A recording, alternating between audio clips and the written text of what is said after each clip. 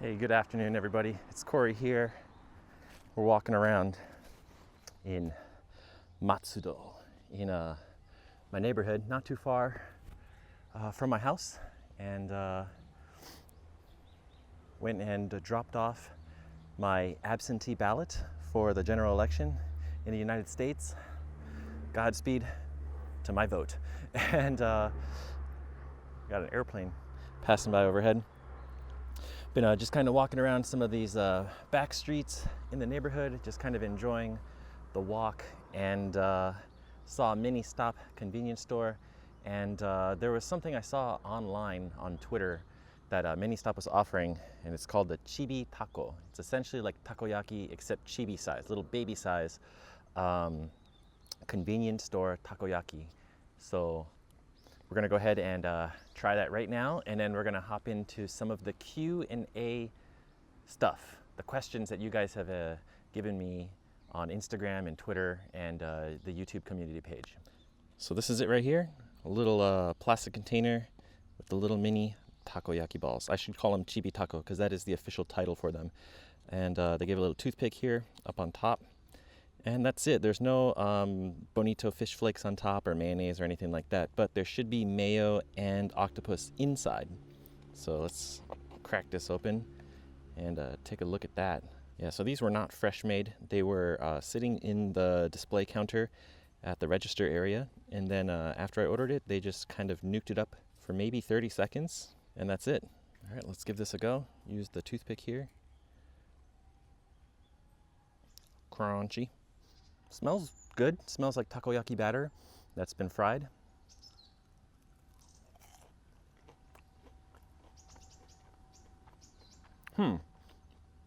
Not bad. It's really good.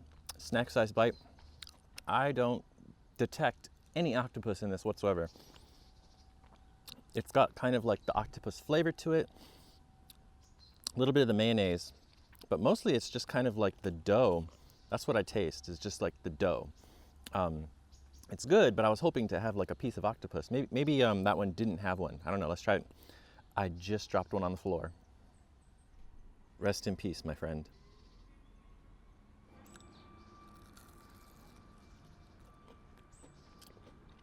Yeah, still no octopus, but let's take a look inside. Yeah, there you can see it's just kind of fluffy doughy.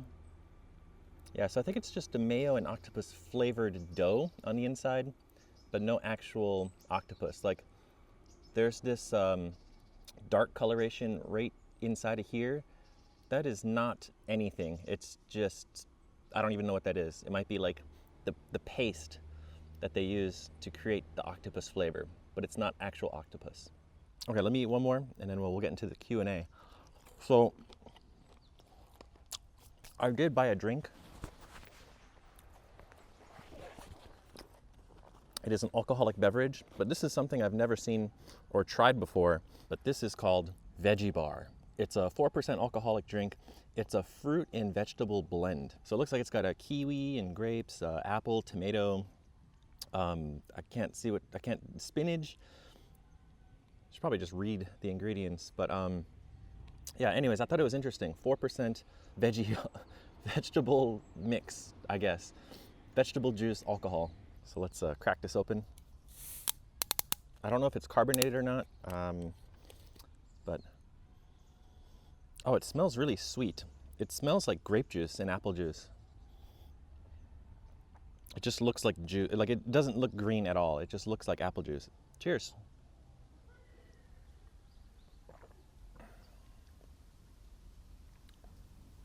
Okay, not what I was expecting. It just tastes like apple juice. Yeah, that's it. It just tastes like apple juice with a very, very subtle hint of alcohol because it is only 4%. It's weaker than most beers. But yeah, I was kind of hoping for, you know, like a freshly squeezed like fruit cocktail, veggie cocktail, you know, like it's green, it's earthy, spinach kind of flavor. I was kind of hoping for that, but yeah, so I'm a little disappointed, but not bad, not bad. So I've got my list of questions from you guys. So here we go. How are you doing? Asks Rio931. And how are you? asks D. Moniz. I'm good. I'm good. I'm doing okay. I could be better. I think we all could be better, especially this year, 2020. But overall, yeah, I feel good. I'm healthy. I have a roof over my head.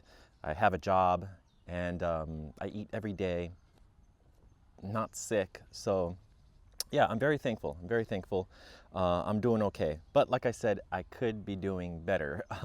My job, I used to teach in class in Ikebukuro in Tokyo, and I've been teaching online from home since the end of March. So yeah, pretty much I've been working online this entire year, almost this entire year. And because of all of this stuff with online only, a lot of my adult students have kind of shifted away from the school, meaning like some of them don't have steady internet, or they don't have a web camera, or they don't have a laptop or something like that. So I lost quite a few students over the course of 2020. Some of the students just don't like online teaching. And yeah, so my income took a hit, which sucks. But yeah, so I'm seeking alternate forms of income and just trying to do what I can. And yeah, other than that, and the sadness that so many people have died around the world, especially in America. Other than those things, I'm doing okay. Thanks for asking. Oh, by the way, if you want to fast forward to the different questions, just go to the description box here in YouTube. There's going to be a timestamp with the exact question asked. So that way, if you want to see my answer to a specific question, just click the timestamp. It'll take you right to the to my answer. So the next question is by Operation Jelly, asking, where is your next destination post-Japan? I don't know. I haven't thought about that really. I just returned to Japan in April last year, April 2019. So I've been here a little over a year and a half about, and I really don't have any plans to leave Japan. I've been kind of moving around a lot the last decade, I guess I could say, and just tired. I need to, just kind of establish myself in one place, one country. I mean, I might not live here in Chiba Prefecture for too long. I could possibly move to, I don't know, Kyushu or Osaka or somewhere. Like, I really haven't given that too much thought either. But yeah, post-Japan, if I was to leave the country and go somewhere else, I probably might think about like Thailand or Malaysia or Taiwan, maybe those three. Yeah. So those three were actually high on my list before I moved to Vietnam. So it was like Vietnam, Thailand, Taiwan, or Malaysia. And I was kind of like juggling between the four, and then I chose Vietnam. So the three remaining countries are still at the top of the list. So it might be that. If I move outside of Asia, I probably would go to Italy, if possible. I don't know what kind of work exists there, what the visa stuff is like, but yeah. I have no intentions, no plans to ever return to America to live. I'll visit because my family lives there, but that's it. I've already made up my mind. I'm almost 40. By the way, yesterday was my 39th birthday. I'm almost 40, and I've already made up my mind. I do not want to live in America. So yeah, which is why I left America in the very beginning of 2013. Okay. Next question is from a really good friend, Cameron, who lives in Hawaii. Says, when are you coming back to Hawaii? Love, Cam. Oh, Cam. I don't know. Right now, it's very difficult, especially due to the coronavirus and stuff. I have no intentions of visiting America anytime soon, unfortunately. But yeah, if there was no coronavirus, maybe I would try to swing by Hawaii in a year or two from now. I'm not sure. I would probably go visit my family first, and then my friend in Texas, and then maybe hit Hawaii on the way back to Japan, something like that. So no official plan, man. I'm so sorry. When are you coming to Japan? That's the question. When are you coming? Just realized it's getting a little bit darker. There's some cloud covers and stuff. There was some raindrops earlier. I'm afraid it might rain before the end of this video. I'm not sure. We'll try to get this done. Next question is by Mel asking, what is U.S. election season like for you as a longtime American abroad? Uh, yeah, so here's the thing, like, I'm from Japan. I'm an American since birth, but I'm from Japan, born and raised U.S. Navy brat. And I've always kind of grew up watching America from the outside, you know? Like while growing up in Yokosuka, you know, new kids would come to the school, come to Japan, and they'd be like, oh yeah, I missed the shopping mall, and like I missed this and that, like from America. And to me, I'm just like, it was so foreign. I didn't know what that experience was like. Um, it was kind of similar growing up watching politics from outside of Japan. Like I remember specifically when I was in like second grade or something, it was uh, George H.W. Bush and Michael Dukakis, I think. I think that's who was running against him. And George H.W. Bush won, right? So I remember that. And I remember like, I didn't really know anything about like the Republican Party or the Democratic Party, but I just knew that like politics was this thing that existed, and I should probably pay attention to it.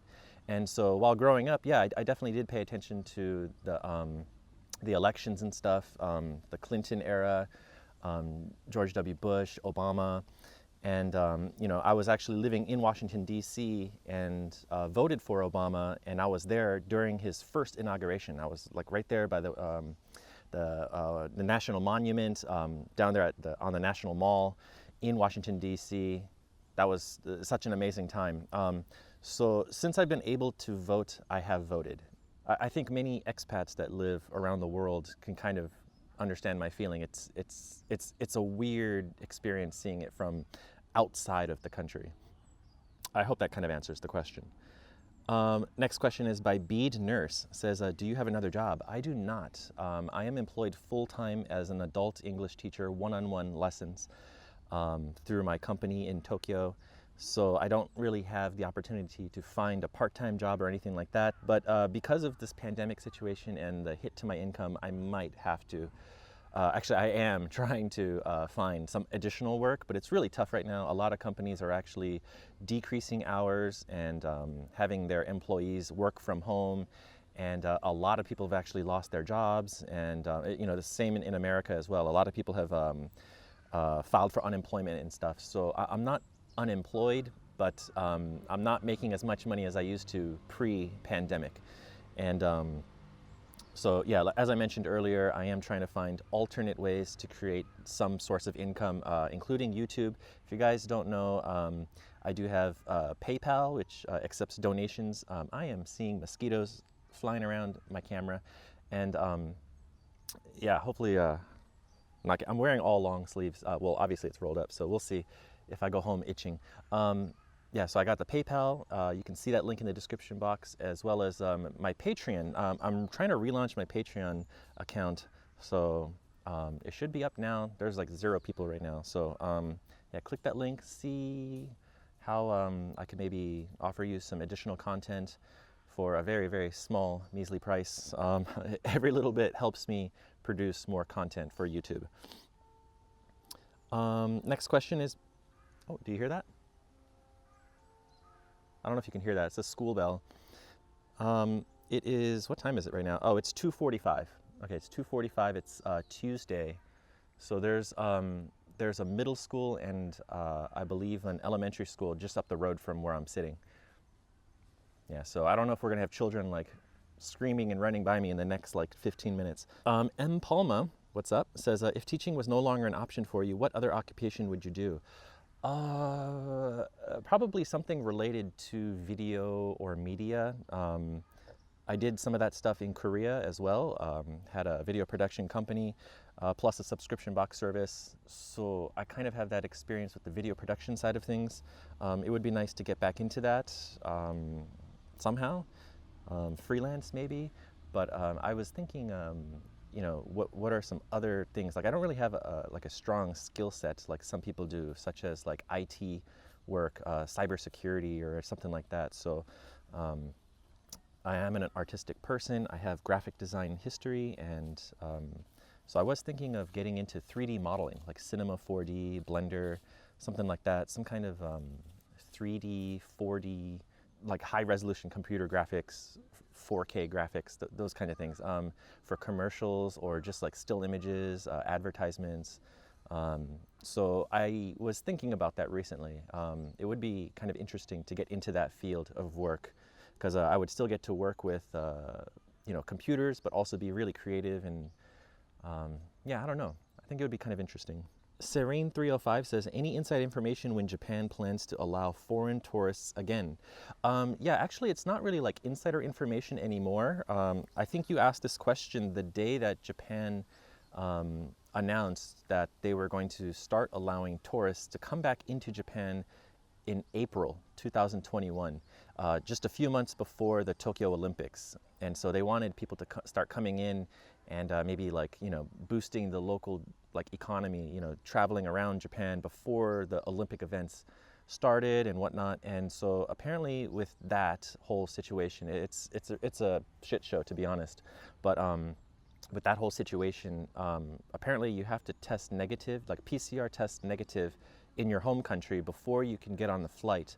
And then upon arrival to Japan, you do like a quick little test at the airport, and if that's negative, then you're free to go. There's no 14-day quarantine.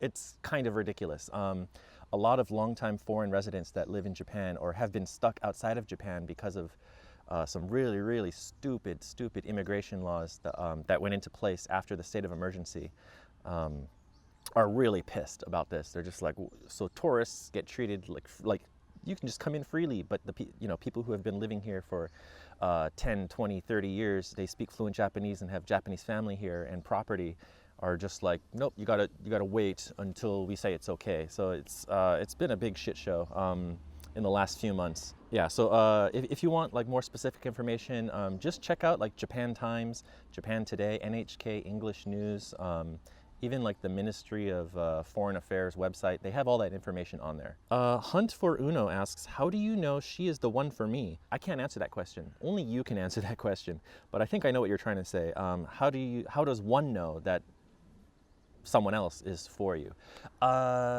It's hard to say. This question has existed, I think, since the beginning of time, and you just know. Like, love is, it's really hard to explain. And if you're in a relationship with someone and it's really good, you guys click well, things are good, like you just know. Like, it's this gut feeling, it's this instinct. Okay, the mosquitoes are flying around. It's this instinct that you have, right? So there's real no like guidelines or book that says like, oh, they need to meet this criteria. It's just kind of, you gotta like go with the flow and feel it out, play it by ear, follow your instincts, follow your gut. You'll know. When you know, you know. And yeah, I don't know. That's kind of a hard question to answer. If anyone else has some advice for Hunt for Uno about this topic, feel free to leave a comment down below. Wiaort asks, how is the situation in your country regarding the coronavirus? So, yeah, Japan is pretty much open, like not to tourists, but domestically, people can freely travel. The Japanese government actually created a campaign to boost people to travel within the country called Go To Travel Campaign. And then they kind of expanded upon it to like Go To Eat and Go To Shopping. I don't know why they have to use Go To. It's really bad English grammar. They're promoting people to travel around. Yeah, I see a bunch of kids. I don't know okay, good. They're going the other way. They're going towards this local gymnasium. I'm actually inside of a sports kind of like facility park. There's a track and field, and there's like a gymnasium and a baseball field and stuff. So they're actually going there. I'm more on the park side. Yeah, so let me just read this to you. I had to get some statistics, but in Japan in total, since the beginning of the pandemic, there have been 89,400 cases. 81,266 of those people have recovered. And there have been 1,628 deaths in total, and only currently 146 severe cases. So Yeah, the hospitals aren't being overrun or anything like that, so there's no like huge stress on like ICUs and stuff like that. So I guess maybe wearing masks has something to do with it, but I'm not sure like what other factors contributed to this. But Tokyo is always fluctuating. So specifically for Tokyo today, as of this morning, there's only 76 cases, but they only did 2,700 tests, which resulted in 76 cases. Yeah, that's a very high percentage, I think, still. Tokyo, just 2 days ago, had 249 new cases out of 5,000 tests. So that kind of tells you they're not doing as many tests as they should compared to like other countries, and they're still getting some infection rates. So I haven't been to Tokyo, like downtown, like central Tokyo, since before the pandemic, since like March. Yeah, like these numbers scare me. It's always fluctuating like between 100 and 300. 100, it goes up and down every week, and but it's never like consistently below 100 for a long period of time. So that is kind of the current situation. Tokyo is the #1 hotspot for infection rate increase. And sorry for the helicopter flying overhead. And I think Osaka and Hokkaido and Fukuoka were, I think, kind of like just below Tokyo. But yeah, Tokyo obviously is because it's the most densely populated area in Japan, and it's also, you know, the most densely populated metropolitan area in the world. It's scary. Like, this could all just go south, you know, at any second, and like many people could die. So yeah, I don't go to Tokyo at all. I won't go to Tokyo until a vaccine exists. Donby, good old friend Donby, says best walking socks. Ooh, I actually don't have a specific kind of walking sock that I choose. I do like these kind of lower, I don't know if you can see it, like low ankle socks that kind of look tucked in when you're wearing shorts, so it looks like you're kind of not wearing socks. I like that. They're comfy. I don't have any kind of specific thing like Nike socks are better than Adidas or anything like that. I buy my socks from the dollar store, the 100 Mart, Daiso. So yeah, those are my walking socks. Deleted Scene asks, are you happy at this very moment? This very moment while recording this? Yes, I am. I should probably eat a little bit more of these Chibi-Takos while talking. No, I'm happy. It's a good day. It's probably going to rain later, but it's a good day.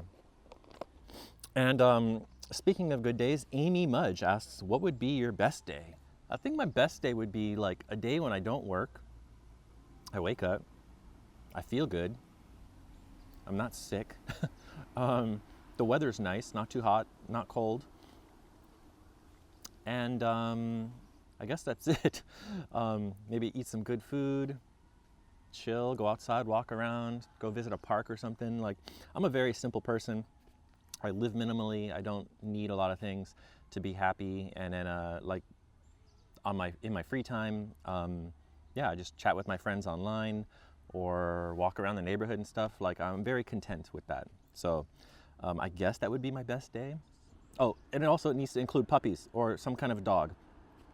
Cats are cool, but dogs are much better. I'm a dog person, so if I had all of those things in one day plus interaction with a dog, or even had a dog, that would be like the best day ever. Yellow Fire Prince asks, how far are you from Sakurajima volcano? That's a volcano in southern Kyushu near Kagoshima. And I looked this up on a map to answer this question. Flying time from Tokyo to Kagoshima is about 1 hour, 45 minutes. If I were to drive a car, it would be 1,430 kilometers to the volcano. There you go. IB Rebecca asks, will you be doing any live streaming soon or just sticking to normal videos?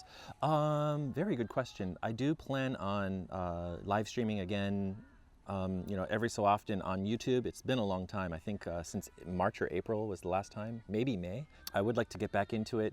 I was streaming, doing a lot of IRL walking streams on Twitch for a while, but I don't know, like it's just like it's kind of difficult. There's so many factors that are contributing me to not streaming to Twitch right now for IRL. So I might just do some get back into like streaming games on Twitch and then do the IRL stuff on YouTube. I don't know, like the YouTube, that's kind of like, you know, that's where I started. That's where I started my live streams, my IRL live streams in Korea, and then the ones that I did in Vietnam as well. So yeah, I think I'm gonna try to get back into that, but maybe not every week, maybe twice a month or something, 3 times a month. I'm not sure. It's the other difficult part of this is the pandemic. I can't go into Tokyo. I mean, I can go into Tokyo, but I don't want to go into Tokyo. And Tokyo has all the cool stuff. I don't have a car, so it's kind of difficult to get out into the countryside.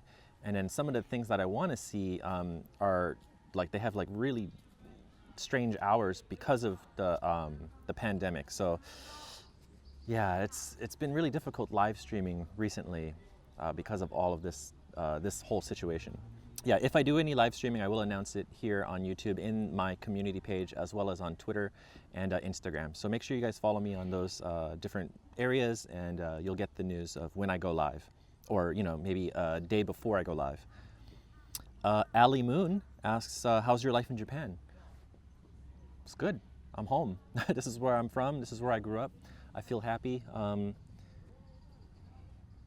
Just really beautiful. It feels good. Like any other country, I always feel like, wow, I'm traveling. But when I'm in Japan, I don't feel like a tourist. I don't feel like I'm traveling. I feel like, even if I'm not like in my hometown, or you know, not around where I live currently,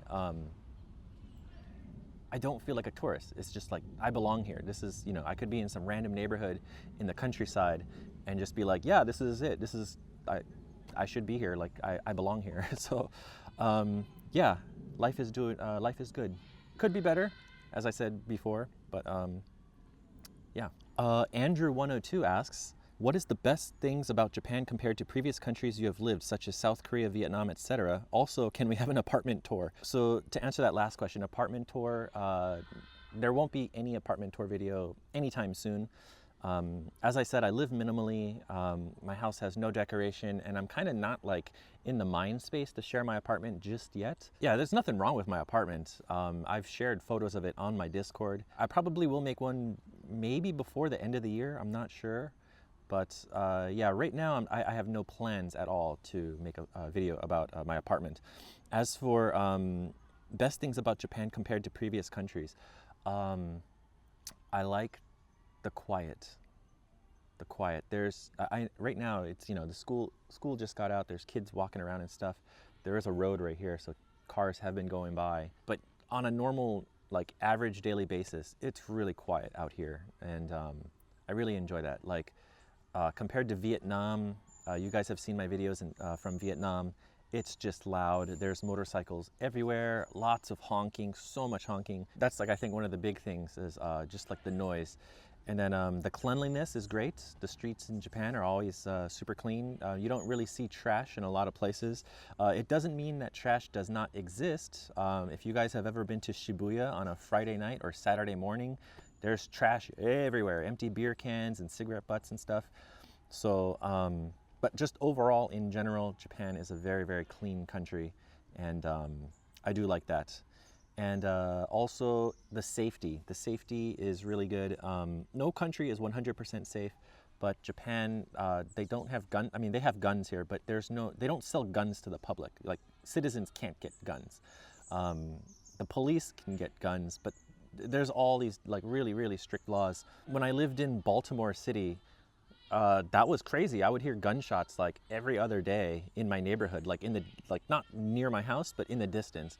And police helicopters would fly over my apartment, shining their searchlights and stuff in my window. And I'm like, okay, I can't go outside now to walk my dog because there's probably someone running from the police, and I have no idea what's happening. And it's just overall scary. You know, people get mugged all the time in the States. They get jumped for no reason, stabbed, shot, like, you know, mass shootings, like just so much shit in America is dangerous, which is one of the factors of why I left in early 2013. Japan, there might be some violent crimes here and there, but overall not so much.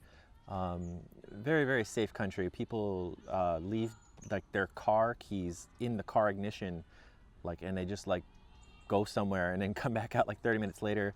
It's very safe country. Okay, so Taylor L asks, have you ever been stopped and questioned as to why you're taking videos when you've been out and about? It seems like people respect personal boundaries a lot more than in the States. No, I've never really had anyone say, hey, stop filming me. That has happened in Korea, where people were just like, they don't really say it, but they just kind of like cover their face. You know, they just cover their face like, hey, just stop pointing your camera at me. Japan, nobody has ever even cared. Like, they've never said anything. I've filmed the police, like the police just look at me and they're just like, okay, whatever. It's totally fine. Like, it's not illegal to film people. Now, it is illegal to film people without their permission and use their face for something like for advertising or promoting or some kind of product, or maybe slandering something, or making some kind of weird case about something, and you use people's faces specifically in those shots. Yeah, I think there's some kind of law against that. But overall, like just filming a natural street scene and, you know, showing daily life and stuff, like that's fine. That's I'm not you know, I'm not trying to hurt anyone. I'm not trying to like take advantage of anything. Yeah, so I've never been stopped here in Japan. Dr. Dog Tofi asks, hi Cory, what are some of your favorite bands? Oh man. So I've actually stopped listening to music back probably like 15 or 16 years ago. I just kind of stopped caring. So I just stuck with what I like. And so, you know, bands from the 80s and the 90s, of course, classic rock from the 60s and 70s as well. You know, Zeppelin, Who, classic rock stuff, Creedence Clearwater. I love all that stuff that my parents got me hooked on when I was a kid, as well as stuff from the 80s, 80s pop, 80s rock. Those are all like, you know, just like so nostalgic, and I love those songs. I love listening to like old mixes and stuff. As for maybe more formidable bands that like kind of have something like that I'm attached to, like personally, like or emotionally, would probably be Beastie Boys. I think they're probably like my #1 favorite band of all time. Beastie Boys, hands down. Every single one of their albums was freaking awesome, and yeah. So I would say, yeah, Beastie Boys is probably my #1 favorite band. As for other genres of music, yeah, hip hop. I listened to a lot of underground hip hop and whatnot back in the you know, early, mid, and late 90s. And then after that, I kind of stopped following the hip hop scene, and I was more into like, I got more into like electronica, ambient kind of stuff, turntablism, a lot of DJ stuff. And then reggae, a lot of different reggae, a lot of dub reggae, roots reggae. Sorry, I know you asked bands, and I'm not really saying bands. I'm talking about more of genres. So yeah, like I feel like music it's so varied that it's hard to say like these are my favorite bands. It's more of like, this is my favorite genre. This is the kind of music I like. Yeah, sorry that's not really answering your question. The most recent band that I discovered, it's an older band, but I've just been like, damn, how did I not listen to them earlier? And I've known about them for a while. I've just never really listened to them. It's Baby Metal. I know that sounds kind of funny. If you guys don't know Baby Metal, they are the creators of kawaii metal. It's like cute death, like heavy death speed metal. And they kind of have poppy singing to it, and then other times they don't. Just like choreographed dances and like insane drumming and guitar action. And yeah, I suggest you guys look up Baby Metal and check out some of reaction videos on YouTube for people watching Baby Metal for the first time. It's so good.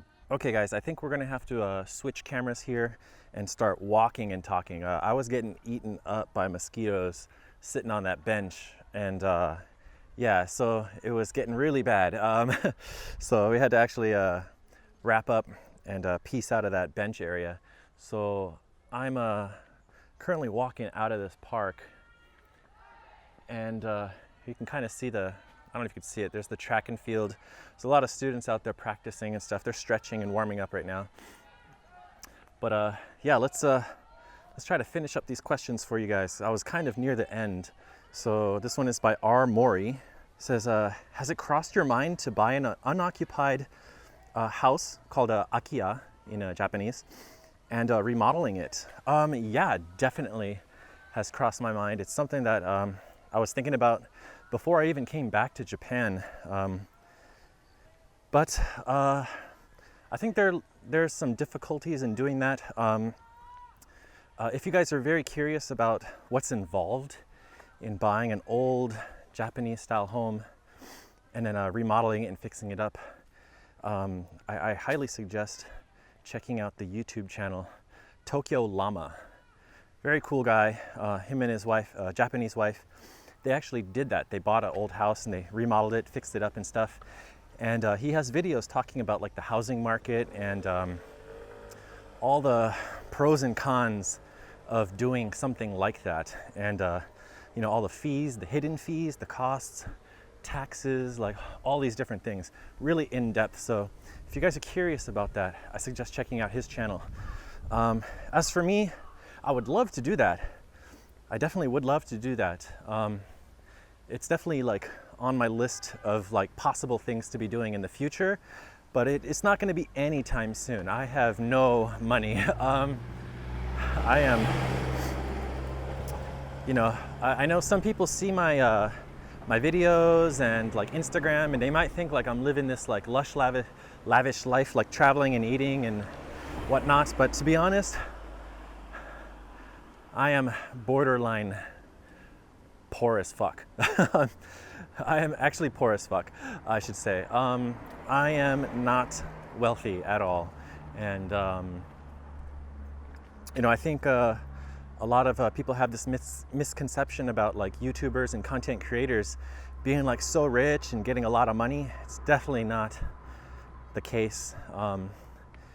You know, even people with like 500,000 subscribers, they still have to get like a daytime job because it's never guaranteed for income through YouTube and whatnot. So yeah, anyways, the point is I am in no situation to be purchasing an old house. Now, if someone gave me an old house for free, I would totally take it. Of course, there would be like costs involved with like renovations and whatnot, but yeah, just I don't see that happening anytime soon. Actually, I'm gonna walk over here real quick. Yeah, okay. I'm gonna head back kind of into the park. You can see down here there's a set of stairs. I'm gonna kind of walk into this way because walking up on the street, there's a lot of people walking around, and I don't want to wear the mask right now. So I'm just kind of sticking to places where there's just like nobody. And yeah, so you know, I did mention this in my previous video just before this one. It was a walking video out in the countryside. There was all the spiders and stuff in it. I was considering doing like van life kind of stuff for just a little bit, just to hit the road and live minimally. And you know, it's something that has been interesting. That type of lifestyle has been interesting to me for a number of years. And so that's actually probably higher on my list of things that I would maybe do in the future compared to buying an Akiya and renovating that. It would be cool if I had some income or some kind of savings or something to help me do both, you know, so like I could fix up an old house and then maybe kind of book it out for like Airbnb, and then while that's going on, I just travel around Japan in a van with a dog or something. Yeah, I think that would be really cool. Okay, and I think we're coming to the last question, guys. This one is by another YouTuber. This is my friend Drew, Tokyo Drew. If you guys don't know, check out his channel. His link is down in the description box down below. And he does live stream videos and other cool things about like Japanese food, Japanese life, Japanese culture. He's been living in Japan for a very long time. And yeah, he asks, when are we gonna go drinking? Drew, I don't know, man. I don't know. I said it earlier in this video, I haven't been to Tokyo since, essentially since the beginning of the whole pandemic stuff. So I don't know when I'll be going back. If things get a little bit better, I probably will head in. But yeah, if you're ever heading out to Chiba, If you're ever heading out to like the Matsudo area or something like that, Kashiwa or something, let me know. I could link up out here, but I feel like it's just not safe. This is just my own personal thing. I just feel like it's not safe yet to head into Tokyo. So yeah, would love to drink with you though. I think we only drank that one time with Norm, Tokyo Lens. Okay, well, I think that answers all the questions, guys. If there's anything that you want to know more or further in detail, please leave the questions in the comments section down below. You know, check the description box for the timestamp if you haven't already, if you want to go back and see a specific question like one more time and what my answer is to that. Yeah, anyways, I'm gonna head home and just kind of relax for a little bit. I do have some classes this evening, so I need to go get ready for that, and then probably try to edit this video and have it up before the class, maybe, I don't know. I've got a few hours, so anyways, guys, please give this video a thumbs up. Please subscribe to the channel. All the things that every YouTuber says at the end of their video. It's a construction noise over here. Okay, I'll see you guys next time. Please take care. Please stay safe. Peace out.